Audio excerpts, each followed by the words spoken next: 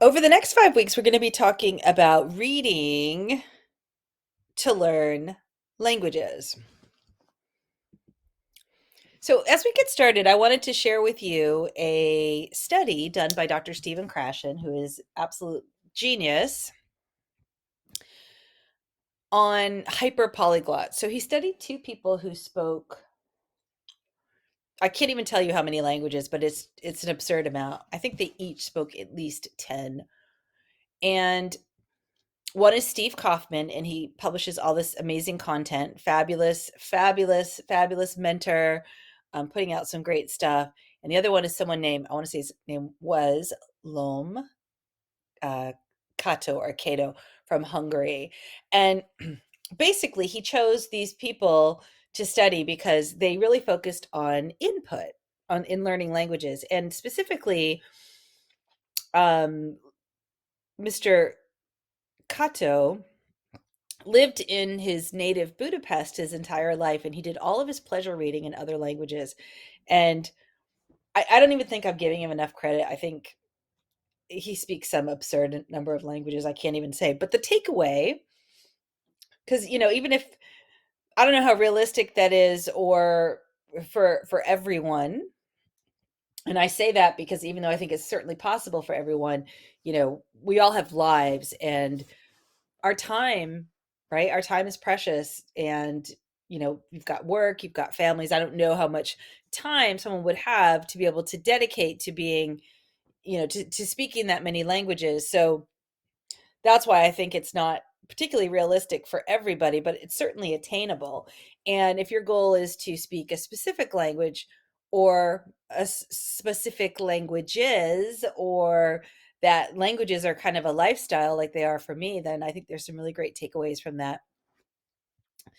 that study, right?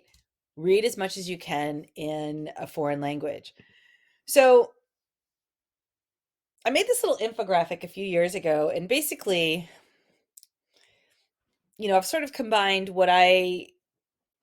my background. So I should say I'm a certified reading teacher as well as a language teacher, and I have taught kindergarten before. I've gone through that process with people in their native language.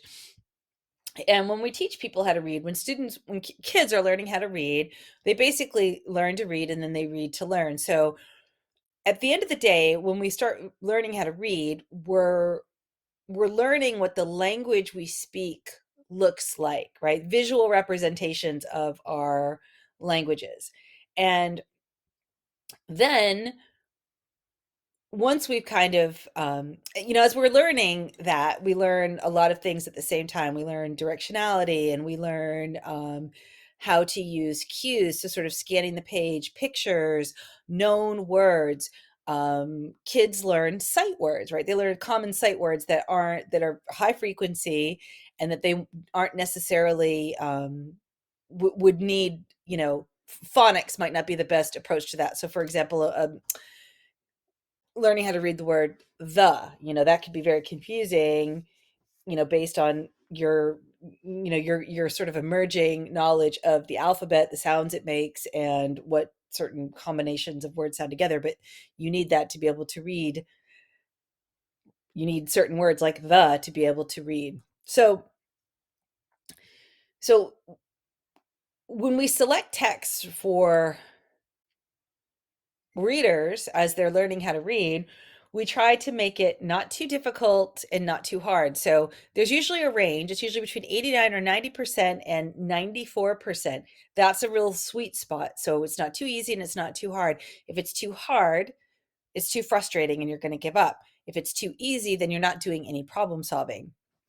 So as we're learning how to read, we don't want it to be overwhelming or submersive, right? We don't want them to drown. We want them to be able to understand, right?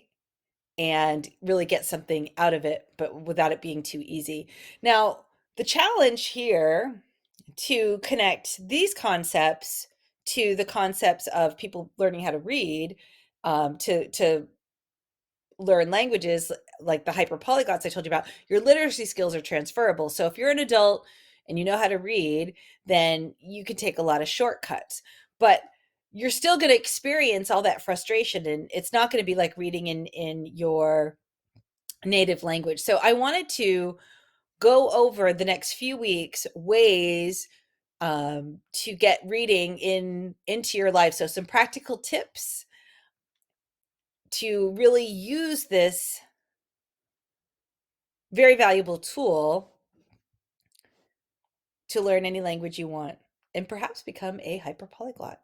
So the very first one is writing summaries. So we did a series on journaling, and really anything you read, if it's, we just talked about the percentages that we shoot for when we're teaching people how to read, and that if you are reading to learn a foreign language, you're going to be, you might not know 70% of the words. So you've got to do something that's really active. And this is one activity. I would take a journal of my reading summaries. And what's great is that you can take any, pass it over one time, go back, write down any words that you don't know. You can try to negotiate meaning. You can look those words up, read it again with that knowledge, and then write a summary.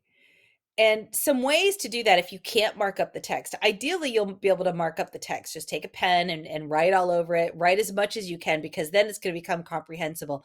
Underlining, highlighting, writing in the margins. But if you can't do that, you can use tiny Post-it notes if it's not yours, for example, to do that same thing.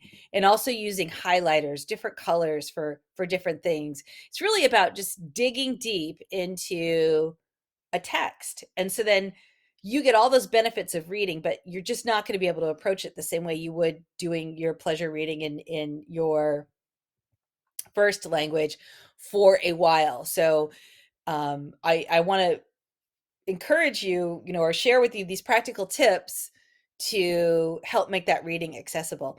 Another way to do that as a beginner is to take a piece of paper, fold it in half, and you're going to cut out the middle. So now if you have somebody else's text,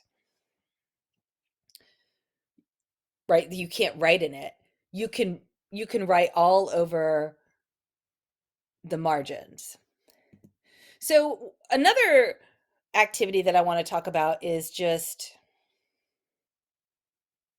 questions. So there's a reason that, a lot of textbooks have questions, because they're active. They make you go back and really think about what you read and dig for the answers. So I really like to, many of the things that we were presented with they're not textbooks, so they're not gonna come with questions. But I would tell people, make your own, right?